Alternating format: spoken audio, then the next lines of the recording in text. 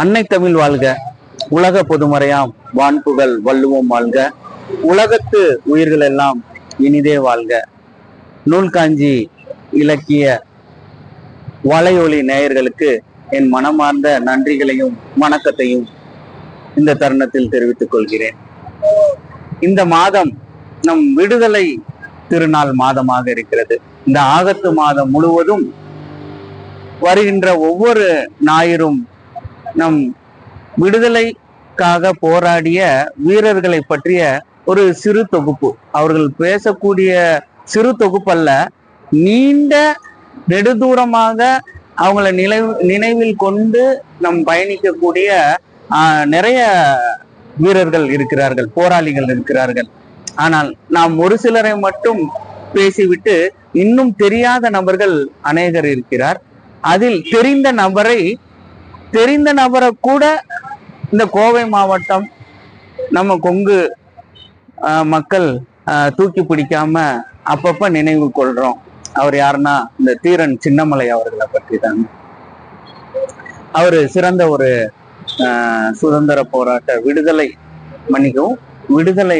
நாயகன் கூட சொல்லலாம்.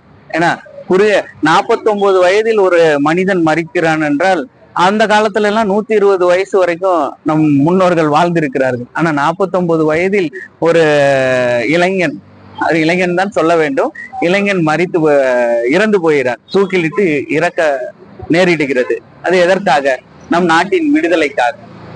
நான் இன்று விடுதலையா யாரையும் நான் பேசுவதற்கு தடை விதிக்காமல் ஒரு பொது இடத்தில் பேசுவதற்காக அவர் பெற்றுக் கொடுத்த அந்த விடுதலை தான் இன்று நான் உங்கள் முன்னாடி பேசுவதற்கு ஒரு வாய்ப்பு கிடைத்திருக்கிறது. அவரை பற்றி சிறு குறிப்புகளை நான் எடுத்திருக்கிறேன்.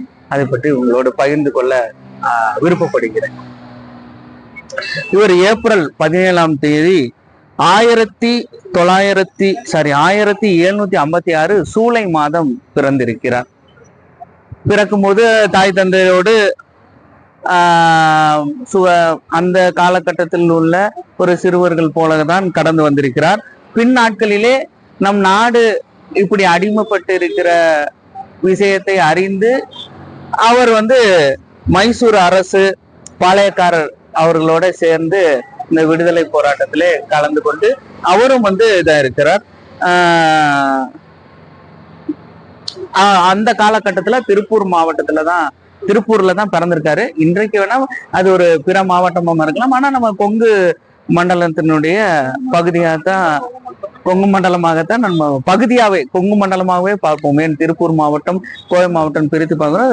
திருப்பூர்ல பிறந்திருக்கிறாரு. பிறந்து நிறைய இது பண்ணியிருக்காருங்க. என்ன பண்ணியிருக்காருன்னா, இவரு அங்க அந்த காங்கேயம் அருகில உள்ள சென்னிமலை அந்த ஊர்ல தான் இவர் பிறந்திருக்காரு. பிறந்து வளர்ந்த விதம் அந்த ஏப்ரல் 17 1756 சூலை மாதம் அவரு பிறந்திருக்காரு. தந்தையார் பெயர் ரத்தினசாமி கவுண்டர் மற்றும் தாயார் பெரியாத்தா. இவங்களுக்கெல்லாம் இருந்து இவரை இன்னொரு பழைய கோட்டை பட்டக்காரர் அப்படின்ற ஒரு மரபு இவருக்கு கூறப்படுகிறது. அதனுடைய விளக்கத்தை நான் குறுகிய காலகட்டத்தினால நான் அதை தெரிந்து கொள்ளல. அதை இதுல கொடுக்கப்பட்டதுல நான் படித்து உங்களிடம் இது பண்ணியிருக்கேன். இந்த இளம் வயதிலே மல்யுத்தம், தடி வரிசை, இதெல்லாம் நம்ம கேள்விப்பட்டது கூட இல்லை. மல்யுத்தம் நான் கேள்விப்பட்டிருக்கேன், எனக்கு ஒரு 46 வயது ஆகுது. மல்யுத்தம் கேள்விப்பட்டிருக்கேன், தடி வரிசை கேள்விப்பட்டதில்லை. வில் பயிற்சி பார்த்திருக்கேன், சினிமால பார்த்திருக்கேன். அந்த கால பயிற்சி இல்ல. இன்னைக்கு ஆர்ச்சர்னு ஆங்கிலத்துல அதை ஒரு விளையாட்டா இருக்காங்க. அதுக்கு அர்ஜுனருடைய விருதை தான் சிறந்த விருதா கொடுக்குறாங்க. வில் பயிற்சிக்கு, வால் பயிற்சி வாயளவுல தான் இருக்கு. யாரும் அதுக்கப்புறம் பெருசா செயல்படுத்தி இது பண்ணலங்க. சிலம்பாட்டம் அது இப்ப சமீப காலமா இந்த சிறு பிள்ளைகள்கிட்ட சிலம்பாட்டத்தை ஏதோ ஒரு வகையில கொண்டு போகணுன்றக்காண்டி கொண்டு போயிட்டு இருக்காங்க. அது நல்ல முயற்சி, இன்னும் அது வளரட்டும். காலையில் நாங்கள் ஒரு உணவகத்துல கூட அமர்ந்து உணவு உண்ணும்போது ஒரு சிறுவன் சிலம்பு விளையாட போவதற்கு மிதிவண்டியில அந்த உணவகத்திலே அவனும் உணவறிந்து விட்டு சென்றான். அவனை பார்க்கும் போது மகிழ்ச்சியா இருந்தது. அவனுக்கு பாராட்டணும்னு நினைச்சேன், அதுக்குள்ள அதை கடந்து போயிட்டோம் வேற ஒரு நிகழ்வுல. அப்படியெல்லாம் இருக்கு. நீங்க எங்கெல்லாம் சிறுவர்கள் சிலம்பாட்டம், வில் பயிற்சி அதெல்லாம் கத்துக்கிறாங்களோ அவங்கள உற்சாகப்படுத்துங்க. இப்ப நம்மளுடைய தீரன் சின்னமலை அவர்களுக்கு மறுபடியும் தொடர்வோம். இந்தியாவுக்கு வியாபாரம் மூலமாக செய்ய வந்த பிரித்தானிய கிழக்கிந்திய கம்பெனி அவங்கதான் முத வியாபாரத்துக்காக உள்ள நுழையிறாங்க. யாருமே அப்போ இந்த நாட்டை பிடிக்கணும், அடிமைப்படுத்தணும்ன்ற எண்ணம் யாருக்கும் இல்லை. அவங்க வியாபார நோக்கத்தோட வந்தாங்க. வந்த நோக்கம் நமக்குள்ள இருக்கிற பிரிவினைவாதம். நீ பெரியாள், நான் பெரியாள், அவன் மேல் மக்கள், இவன் கீழ் மக்கள் அப்படின்ற அந்த எண்ணத்தை அவங்க பயன்படுத்திக்கிட்டாங்க. அந்த பயன்படுத்தல் தான் நம்ம அடிமைப்படுறதுக்கு உண்டான ஒரு காலகட்டமா அமைஞ்சது. அதை முறியடித்த நபர்கள் நிறைய வீரர்கள் இருக்காங்க. கொடிக்காத்த குமரன் இருக்கார். அவரெல்லாம் கொடியை பிடிச்சு அந்த வெள்ளையர்கள் போலீஸ்காரங்க தடியால் அடிச்சு மரணம் அடையும் வரைக்கும் அந்த கொடியை விடாதத நாங்கள் படிப்பின் மூலமாக தெரிந்து கொண்ட இதை சொல்றோம். அது போல தீரன் சின்னமலை அவர்களும் நிறைய போர்களை சந்திச்சிருக்கிறாரு. வால் சண்டையிலையும் இந்த மைசூர்ல திப்பு சுல்தான் அவர்களுடைய அவருடைய சேர்ந்து அந்த இது வரைக்கும் அவர் பயிற்சி செய்து அவரோட போர் செஞ்சு இந்த விடுதலைக்காக பெரிதும் போராடி இருக்கிறார்கள். இன்னும் அநேக காரியம் இருக்கு. அதெல்லாம் உங்களோடு பகிர்ந்து கொள்வதற்கு நேரம் குறைவாக இருப்பதாக இதை இது பண்ண. 49 வயசுல தூக்கிலிடுறாங்க. ஏன்? அவருக்கு இந்த நாட்டு மேல இருந்த பற்று தானே, நம் மக்கள் அடிமையா இருக்குன்ற அந்த உணர்வு தானே, அதுதானே அவரை போராட்டத்துல போய் கலந்து கொள்ள வச்சு அவருடைய இளம் வயதிலே தூக்கிலிடுற அளவுக்கு, தூக்கு தண்டனை கிடைக்கிற அளவுக்கு அவர் போராட்டங்கள் நடத்தி இருக்கிறார். ஆனா நம் இளைஞர்கள் இன்று போதையில் மயங்கி தவறான செயல்களால் இந்த காலகட்டங்கள் கடந்து கொண்டிருக்கிறது. நம் விடுதலை நாட்களிலே நம் விடுதலை தியாகிகளை நினைத்து நம் நல்ல எண்ணங்களோடு வளர்ந்து இந்த தீரன் சின்னமலையை போல் நாமும் ஒரு இளம் வயதில் ஏதாவது ஒரு சாதனையை செய்து இந்த நாட்டுக்காக அதை செய்து நல்வழிப்பட வேண்டும் என்று சொல்லி என் உரையை முடித்துக் கொள்கிறேன். நன்றி. நூல்காஞ்சி நேயர்கள் அனைவருக்கும் வணக்கம். இன்று திருவள்ளுவர் இயற்றிய திருக்குறளை பற்றிய நான் எழுதிய குறள் போற்று பதிகம் ஒரு 10-20 விதமா எழுதியிருக்கிறேன். சுந்தரமான குறள், சுகம் தரும் குறள், மந்திரமான குறள், மனிதர்க்கான குறள், சிந்தனை வளர்க்கும் குறள், சிறப்புடன் விளங்கும் குறள், செந்தமிழால் இயற்றிய செகம் போற்றும் திருக்குறள், மனிதநேயம் வளர்க்கும் குறள், மாமனிதர் ஆக்கும் குறள், கனிபோல் சுவதேந்து கற்பவரை கவரும் குறள், புனித தன்மை பெற்ற குறள், புகழ் வர வைக்கும் குறள், தனித்தன்மையோடு இருக்கின்ற தரணிக்கான குறள், முப்பால் உடைய குறள், முத்தமிழ் அடங்கிய குறள், செப்புமொழி தமிழால் செதுக்கி வைத்த குறள், எப்பாலர்க்கும் பொருந்திய ஏற்றம் தரும் குறள், தப்பாமல் படித்து வந்தால் தரணியில் உயர்த்தும் குறள், பக்தி வளர்க்கும் குறள், பண்பாடு காக்கும் குறள், சக்தி அளிக்கும் குறள், சஞ்சலம் தீர்க்கும் குறள், முக்தி தரும் குறள், முக்காலம் உணர்த்தும் குறள், எக்காலத்துக்கும் ஏற்றதாய் எல்லோருக்கும் அமைந்த குறள், உளவை காக்கும் குறள், உன்னதமாய் இருக்கும் குறள், மலையை போற்றும் குறள், மனதை மகிழ்விக்கும் குறள், மழலையர் விரும்பும் குறள், மனதை ஒருநிலைப்படுத்தும் குறள், அழியா புகழ் கொண்டு அகிலமே வியக்கும் குறள், நல்லறம் காக்கும் குறள், நல்லறம் காக்கும் குறள், நன்மை தரும் குறள், இல்லறம் காக்கும் குறள், இல்லாமை போக்கும் குறள், அல்லவை தேய்க்கும் குறள், அனைவரையும் ஈர்க்கும் குறள், நல்லதை நாட்டும் குறள், நானிலத்து காண குறள், ஒழுக்கத்தை சொல்லும் குறள், ஒன்றுபட வைக்கும் குறள், விழுக்கினை வெல்லும் குறள், வேற்றுமையை விளக்கும் குறள், அழுக்கினை அகற்றும் குறள், ஆணவம் அறுக்கும் குறள், அழுக்கினை ஓட்டும் குறள், அழகாய் மிளிரும் குறள், அறிவை வளர்க்கும் குறள், அழிவை தகர்க்கும் குறள், பரிவை காட்டும் குறள், பண்பினை ஊட்டும் குறள், நெறிப்படி வாழ வைத்து நேர்மை வழி நடத்தும் குறள், செறிவான கருத்துக்களை சிறப்புடனே வழங்கும் குறள், உண்மையை உரைக்கும் குறள், உள்ளத்தை தெளிவாக்கும் குறள், பெண்மையை போற்றும் குறள், பேதமை அகற்றும் குறள், திண்மை மிக்க குறள், திக்கெட்டும் பரவும் குறள், கண்ணுக்கு இமை போல கற்பவரை காக்கும் குரல், ஆற்றல் கொண்ட கருத்துக்களை அள்ளி தெளிக்கும் குரல், மாற்றாரையும் கவர்ந்தெழுக்கும் மகத்தானதாய் இருக்கும் குரல், சாற்றிய குரல் அனைத்தும் சிகம்பாளும் மக்களுக்கு போற்றி பாதுகாப்போம் பொன்னானது இருக்குறளை. நன்றி, வணக்கம். இந்த மாதம் ஆடி மாதம், ஆடி வெள்ளி அப்படின்னா அம்மன் கோயில்ல பெரும்பாலும் சிறப்பா செய்வாங்க. அதே சமயத்துல எங்க பார்த்தாலும் கெடா விருந்துகள், கருப்பராயம் முனியப்பன் கோயில் எல்லாம் இது மாதிரி கெடா வெட்டி விருந்து வைப்பாங்க. ஆனா மாமிசம் சாப்பிட்டு கோயிலுக்கு போகலாமா போகக்கூடாதாங்கிறத பத்தி தான் நம்ம சொல்ல போறோம்.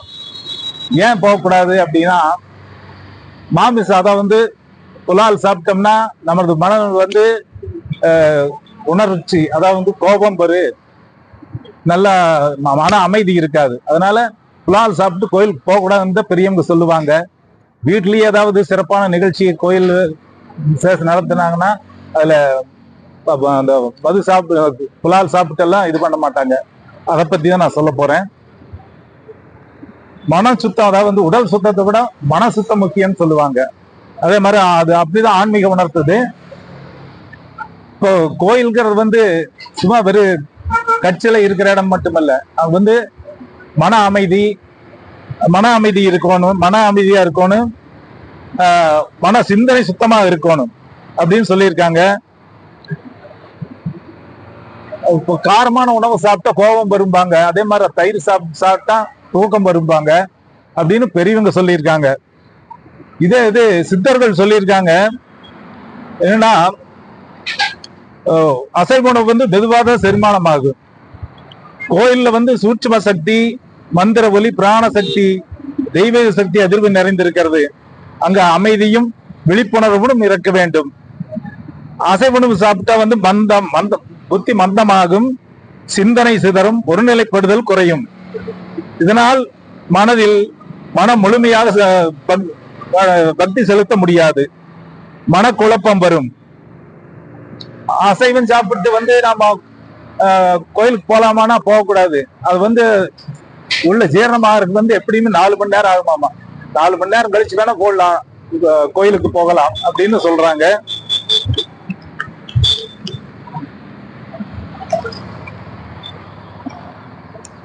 பெரும்பாலும் அசைவமே சாப்பிடக்கூடாதுன்னு நான் சொல்லல. ஏன்னா நான் சாப்பிடறது இல்லைங்கிறதுக்காக அடுத்தவங்களை சொல்லக்கூடாது. அசைவம் சாப்பிடுறது மனிதனோட இது சைவ உணவுக்கு தான் நாம ஆரம்ப காலத்துல ஆதி கால மனிதன் கிழங்கு பறவைகள் தான் சாப்பிட்டு இருந்தாங்க. ஆனா அது ஒரு விபத்துன்னு தான் நினைக்கிறேன். அதாவது காடெல்லாம் தீப்பெட்டி எறும்போது விலங்குகள்லாம் எல்லாமே மரங்கள்லாம் அழிஞ்சிருக்கு. அப்ப என்ன ஆகுனா விலங்குகள்லாம் அந்த தீயில வெந்து இருந்திருக்கு. அது உணவுக்கு வேண்டி அதை சாப்பிட்டு இருப்பாங்கன்னு என்னோட எண்ணம். இறந்து போன உணவு, அதை வெந்த உணவுகளை சாப்பிட்டு பழகி அப்புறம் அப்படியே தான் சாப்பிட்டு. ஆனா மற்ற மிருகங்களாட்ட நம்ம பச்சை மாமிசத்தை சாப்பிட்றது இல்லை, வேக வச்சு தானே சாப்பிட்றாங்க. அது மாதிரி அப்படிதான் இருந்திருக்கு. அதனால மனிதனோட உணவு இயற்கையான உணவு. அதைத்தான் சாப்பிட்டோம்னா நம்ம நல்லா இருக்கலாம். அதுலயே எல்லா சக்திகளும் இருக்குது. அதை எல்லாருக்கும் தெரியாது. ஆனா கிடைக்கிற இடத்துக்கு எது கிடைக்குதோ அதைத்தான் உணவுன்னு சொல்லுவாங்க. ஆனா மனிதனுக்கு ஏற்ற உணவு சைவ உணவு தான் என்னை பொறுத்தது. நன்றி, வணக்கம். என் நூல்காட்சி என்பவர்களுக்கு கோவை உறவாடை ராஜரத்தினம் உங்களுக்காக மட்டும் உறவாடி. அதாவது நம்ம வாழ்க்கையில எல்லாருமே ஒரு பழி வந்துடுச்சு அப்படின்னு ஒண்ணு எல்லாரும் தோண்டு வேற. ஒருவரை பார்த்து குறை சொன்னவுடன் குறை கேட்பவனும் தோண்டு போய்விடுவான். அப்படி தோண்டு போகும்போது அவனுடைய வாழ்க்கை வீணா போகுது. ஆனா இதுல ஒரு விஷயத்தன்னு கேட்டீங்கன்னா, ஒரு மனிதன் காலையில் எழுந்திரிச்சு அழகாக பேப்பரை விரிக்கிறான். என்ன செய்தி தெரியுங்களா உங்களுக்கு? அவன் சொல்ல, மனித குலத்துக்கே மரணத்தை கொடுத்த விஞ்ஞானி ஆல்பர்ட் நோபல் மறைந்து விட்டார் அப்படின்னு. அப்பா என்னடா இது அப்படின்னு அவருக்கு அப்பவே ஸ்டார்ட் ஆகுது. அப்ப என்னடான்னு விசாரிச்சு பாக்குற போது ரஷ்யாவில் இருக்கிற அவங்க கம்பெனியில வெடிமருந்து வெடிச்சு அவன் தம்பி இறந்து போயிடும். அவன் தம்பி இறந்து போனதுதான் அப்படி செய்தியா வெளியிடுறது அந்த பத்திரிகை. அடிச்சு போட்டு ஓடுறாரு. ஆனா இவர் யார் அப்படின்னு கேட்டீங்கன்னா ஸ்வீடன் நாட்டுல பிறந்தவர். அவங்க அப்பா அம்மா வந்து அவரும் ஒரு இன்ஜினியர், அவங்க அம்மாவும் வாழ்க்கை துணைவர் தான். இருந்தாலும் கூட அவங்க 2 பேரும் நல்ல முறையில ஸ்வீடன் நாட்டுல தொழில் செஞ்சாலும் அவங்களால முன்னேற முடியல. அப்ப அவங்க என்ன ஆகிறாங்கன்னா ருஷ்ய படையில போய் அவங்க அப்பா இணைஞ்சிடுறாரு. அங்க ஒரு டெக்னீஷியனா ஒர்க் பண்ணி அவரு சம்பாதிச்சுட்டு கொண்டு போய் மறுபடியும் அந்த பையனை வந்து பாரிஸ் எல்லாம் அனுப்பிச்சு 4 மொழியில நல்ல திறமையா எழுதவும் பேசவும் வைக்கிறாரு. அப்போ இவருக்கு அந்த ஆல்பர்ட் நோபலுக்கு என்ன ஒரு ஆசைன்னா, இந்த நைட்ரோகிளிசரின் அப்படின்னு ஒரு ரசாயனம். இந்த ரசாயனம் எப்படிப்பட்டதுன்னு கேட்டீங்கன்னா, ஒரு குடுவையில சின்ன சாதாரண டெஸ்ட் டியூப்ல அதை எடுத்து போட்டு நீங்க ஒரு சுண்டினீங்கன்னா கிட்டத்தட்ட 16க்கு 10 உள்ள ஒரு ரூம்ல, அப்படியே அந்த ரூம்ல பூராமே செவுரு வெடிச்சிடும். எந்த ஒரு பொருள் இருந்தாலும் தீக்கிரையாயிடும். அந்த மாதிரி ஒரு ரசாயனம். அந்த ரசாயனத்தை ஆராயணும்னு அவங்க சொல்லும்போது அவங்க குருமார்கள்லாம் தடுக்கிறாங்க, வேண்டாப்பா அப்படின்னு. இருந்தாலும் இவர் தொடர்ச்சியை விடாமுயற்சி எடுக்கிறார். ஏன்னு கேட்டீங்கன்னா, அப்பாவுடைய தொழிலுக்கு தேவையானது சிறுகற்கள். அந்த சிறுகற்கள் நமக்கு வேணும்னா நம்ம பாறைகளை இது பண்ணணும். என்ன பண்ணலாம் அப்படின்னு பார்க்கிற போது அவருக்கு ஒரு களிமண்ணோட சேர்ந்த அந்த நைட்ரோகிளிசரன்னா ஒரு களிமண்ணோட சேர்ந்து டைனமைட் அப்படின்னு ஒண்ணு உருவாக்குறாரு. அப்புறம் பின்னால வந்து சிறு குண்டா வைக்கிறதுக்கு ஜெலட்டின் குண்டு வெடிகுண்டா வைக்கிறாரு. இது வந்தோன்னா ஓரளவுக்கு இவர்களுக்கு கொஞ்சம் மார்க்கெட் பிடிக்குது. ஆனா இது என்ன நடக்குதுன்னு கேட்டீங்கன்னா, இந்த 3 கண்டுபிடிப்பையும் தீவிரவாதிகள் வாங்கிட்டு போயிடறாங்க. தீவிரவாதிகள் வாங்கிட்டு போய் ஒரு வெளிநாடுகளுக்கு சப்ளை பண்ணிடுறாங்க. அப்ப சப்ளை பண்ணும்போது என்னன்னா, அவங்க வந்து தீவிரவாதிகள் என்ன பண்ணுவாங்க, அடுத்த நாட்டுக்கு சப்ளை ஒரு நாட்டை ஒருத்தன் அடிக்கும் போது அங்க மனித வளத்துக்கு இந்த வெடிகுண்டு பயன்படுது. அதனாலதான் இந்த வார்த்தை எப்படின்னா, மனித குலத்தை அழிப்பதற்கென்றே பிறந்து வந்த மனித குலத்தை அழித்த விஞ்ஞானி ஆல்பர்ட் நோபல் இறந்து விட்டார் என்று காலையில அந்த செய்தியை படிக்கிறான். அப்போ இதுல இறந்து போனவர் லூடிவிக் அப்படின்னு அவங்க தம்பிதான் இறந்து போனார். அப்ப இவ்வளவு தூரம் இருந்ததுக்கு பின்னால எப்படியாவது ஐயோ நான் செத்து போனாலும் இதுதான் நடக்கும், நான் இத வாழ்க்கையில சத்தியமா இது மாதிரி நடக்கவே கூடாது அப்படின்னு மிக பெரிய முயற்சி எடுத்து தன்னுடைய 1888 தான் இந்த நிகழ்ச்சி நடக்குது. 1898 அவர் இறந்துறாரு. இறக்க பின்னால ஒரு உயிர் எழுதி வைக்கிறார். என்ன தன்னுடைய சொத்துக்களை 94% அவரு எழுதி வைக்கிறார். என்னன்னா, வெளிநாட்டுகளில் இன்வெஸ்ட்மெண்ட் பண்ணி அதைய ஒரு பரிசு தொகையா ஒரு கமிட்டி போட்டு அது வந்து மக்கள் குலத்துக்காக சேவை செய்வர்களுக்கும் பரிசளிக்க வேண்டும் என்று விரும்புகிறார். அதுதான் இங்கு நோபல் பிரைஸா வந்துச்சு. அந்த நோபல் பிரைஸ வந்த பாராட்டினவங்க 1902 இவர் இறந்ததுக்கு பின்னாலதான் இம்ப்ளிமெண்ட் பண்ணாங்க. பாருங்க, முதலில் அந்த நோபல் பிரைஸ் வந்து யாருக்கு கிடைச்சதுன்னா, இயற்கையை பராமரித்த ஒரு வனப்பெண்மணிக்கு தான் கிடைச்சது அந்த நோபல் பிரைஸ். அப்புறம் அன்னை தெரசாவுக்கு கிடைச்சது. நம்மளுக்கு சரிசி ராமன் வாங்கினாரு, ஜெகதீஷன் சந்திரபோஸ் வாங்கினாரு, ரவீந்திரநாத் தாகூர் வாங்கினாரு. இப்படி பொதுமக்களுடைய சேவையில முன்னணியில் நின்றவங்க. ஏன் விடுதலை போராட்ட வீரர்களும் கூட வாங்கியிருக்காங்க. தீவிரவாதிகளை அடக்கி ஒடுக்கினவங்க, ஒரு நல்ல திறன் செயல்பட்டவங்களும் அந்த நோபல் பிரைஸ் வாங்கியிருக்காங்க. இன்னைக்கு பொருளாதாரத்துறையில எவ்வளவெல்லாம் புதிய பரீட்சை செய்ய வேண்டும் என்று நினைத்தவர்களும் நோபல் பிரைஸ் வாங்கியிருக்காங்க. இப்படி நோபல் பிரைஸை வாங்குவதற்கு இன்று நினைத்த போது அவருக்குள் அவங்க கமிட்டிக்கு ஒரு தெம்பு வருது. ஏன்னா இன்னைக்கு இந்த மண்ணுலகம் அழியும் வரை அந்த காலத்துக்கு ஏற்றவாறு நாம் அந்த பரிசை வழங்க முடியும் என்று அந்த கமிட்டி சொல்லுகிறது. எவ்வளவு பெரிய விஷயம் பாருங்க.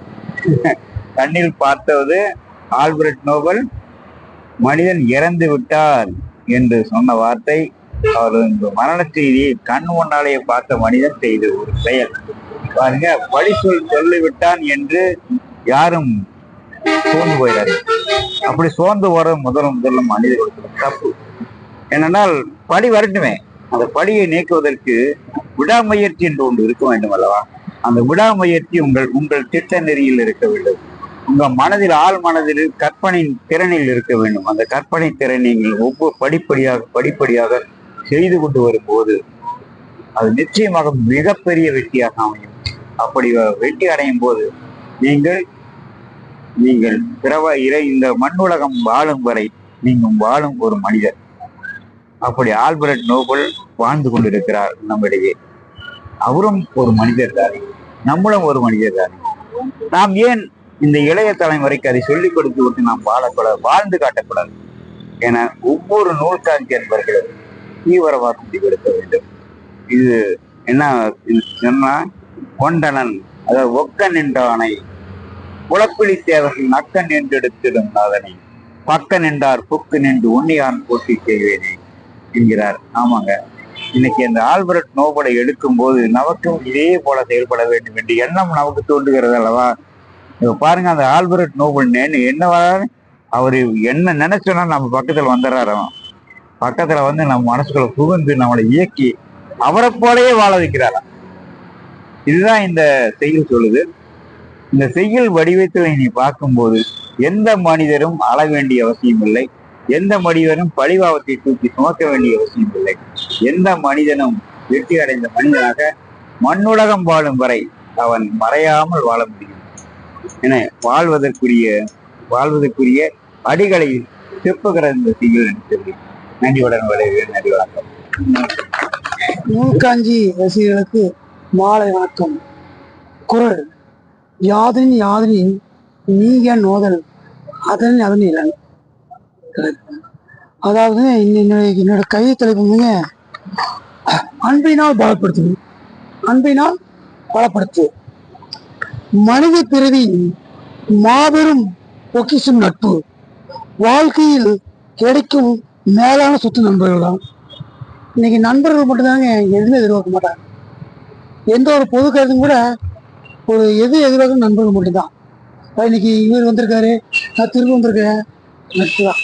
அதாவது நட்பு ஒன்று மட்டும்தான் எதிர்பார்க்காது. அடுத்ததுங்க, நல்ல நண்பன் கிடைத்தால் தொடுவாய் வெற்றி கோட்டை. நட்பின் துணை இருந்தால் உலகத்தை அசைத்து பார்க்கலாம். அதாவது இப்போ நீங்க நம்மளால நல்ல நண்பர்கள் தான். நண்பர்கள் கிடைத்தா இன்னைக்கு வந்து ஆரம்பிச்சிருக்காருங்க. இன்னைக்கு நம்ம வந்து ஓரளவுக்கு அந்த உயர்ந்த கொடை தொட்டுட்டோம். அது காரணம் வந்து நட்பு தான். அப்புறங்க நட்பின் துணை இருந்தால் உலகத்தை அசைத்து பார்க்கலாம். வந்து இன்னைக்கு வந்து விஜய் வந்து நான் 450 இருக்காரு, அவர் சிஎம் இருக்குன்னா அந்த ஒரு நட்பு கிடைத்தா அவர் யாரும் நமக்கு தெரியாது. ஆனா நீங்க 450 கிலோமீட்டர் பிறகு இங்கிருந்து நம்மளை இது நட்பு ஒண்ணுதான். அவருடைய வந்து நல்ல நட்பு, அவருடைய நல்ல நடைமுறை இது அவருக்கு தனிப்பட்ட முறை எதுவும் இருக்கலாம். ஆனா வந்து இன்னைக்கு வந்து இந்த அவருடைய நடவு எல்லாம் நல்லா இருக்கா. இன்னைக்கு வந்து நம்ம அன்பால இன்னைக்கு அவருக்கு பெருந்துக்கிறோம். அது அன்புங்க. அதாவது நட்பின் ஆழம் அளவிட முடியாது. அது சமுத்திரம் போல் எல்லைட்டு தான். நட்பு ஒன்று எதை எதிர்பார்க்குறது? ஒரு நல்ல இடத்துல இருந்தாலும் தெரியும். இது ஆரம்பிச்சிருக்காருன்னா நம்ம அங்கே தேவைக்கிறோம். இந்த நட்பு தான். நட்புக்கு வந்து எல்லை கிடையாது. வானத்துக்கு எல்லை இருக்குங்களா? நீங்க எங்கே ஒருத்தர் இருக்காரு, நம்ம நீங்க ஒரு பசங்க நட்பு ஒன்றுதான். நட்பு என்ன ஏங்குறோம். நண்பன் வழிகாட்டினால் எந்த பாதையிலும் வளம் வரலாம். நல்ல நண்பர்களாக இருந்துக்க முடியுங்க. நீங்க ஒரு நண்பர் ஒரு 10 பேர் இருக்காங்கன்னா அதை வந்து சில பேர் வந்து போதை கடுமையாக இருக்கலாம். ஆனால் அவர்களதான் நம்ம விட்டு நல்ல நண்பர் தேர்ந்தெடுக்கணும். அது ரொம்ப முக்கியங்க. அதாவது நண்பன் இருளை ஒளியாவான். நண்பன் கூட இருளை கூட அவங்க ஒளிய சொல்றாங்க. அப்புறம் எவ்வளவு எதிரும் நடையிடலாம். ஒரு நல்ல நலன் எடுத்துக்கணும். நீ யாரு ஏன் தூய்மையா இருக்கலாம் வாழ்க்கை, நம்ம எங்கேயோ தைரியமா போகலாம். அது சொல்றாங்க. நல்ல நண்பன் கண்ணாடி போல் துணிவோடு உள்ளதை சொல்லுவான். தவறுகளை திருத்தி நேர்வழியில் புகழ் பெற்றதா அதை சொல்லுவான். நீங்க போக முடியாது. நல்லா எங்கேயோ இருந்தாங்க, எனக்கு பேச சொல்றானுங்க. ஒரு வேலைன்னு இருந்தது. ஆனா இன்னைக்கு வந்து எனக்கு இந்த மாதிரி ஒரு இது உருவாகிட்டு ஆரம்பிச்சு நான் அங்கே அந்த ஞாயிற்றுக்கிழமை அந்த எண்ணம் முதல்கள் என்ன ஒரு எந்த ஒரு நிகழ்ச்சியாலும் சரி நான் மோதிக்க போகணும் நினைப்பேன். அத்தனைக்கும் அது தூய் நட்பு தான். அப்புறம் நண்பர்கள் இல்லா வாழ்க்கையில் வெறுமையின் வெளியாகிவிடும். நண்பர்களே போக ஒரு தலைமுறை செய்ய முடியாது, அது வெற்றி இருந்தானுங்க. அப்படியா புரிதல நட்பு மறந்து விட்டால் இப்பூமி பூஞ்சொலி ஆகிடும். அது நம்ம தான் இன்னைக்கு வந்து நிகழ்ச்சி ஒன்று எடுத்துட்டா ஒரு நல்ல நம்ம எல்லாமே சொல்றோம், மனசால சந்தோஷமா இல்லையா, மன பூஞ்சை ஆகி அப்படிங்கிறாங்க. நாட்டின் நட்பு என்பது அறியாம புதையல், இதயத்தில் வைத்து பாதுகாத்தது அன்பாலும் நம்பிக்கையாலும் அதனை பலப்படுத்துக. ஒவ்வொரு நட்பும் மனசில் வச்சுங்க, ஒன்று செய்ய நம்ம